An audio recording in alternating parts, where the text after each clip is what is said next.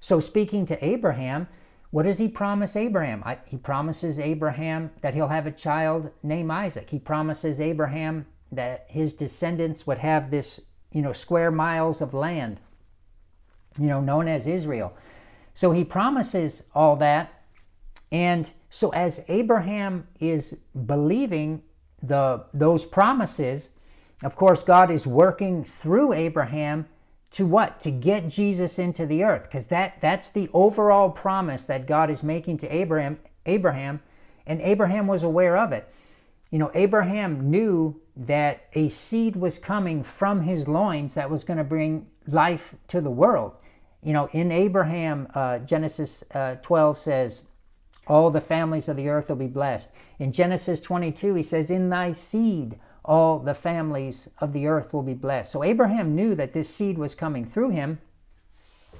And as he believed that, by faith, he then was engaged that faith, and that met Abraham where he was at, and it actually changed Abraham's body. You could say brought healing to Abraham's body to where him and Sarah then could have a son.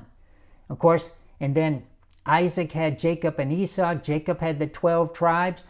Israel, plural, seed, plural, he had lots of lineage. But eventually, over the centuries, that little town of Bethlehem, Mary gave birth to that seed singular, which was the main promise God was making to Abraham.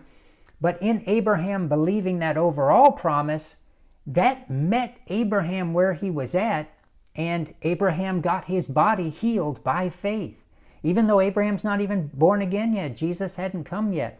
But by faith, Abraham, believing the overall promise, trusting God at his word, he received an answer to that subset promise that was up underneath the overall promise of saving Abraham and the human race, spirit, soul, and body.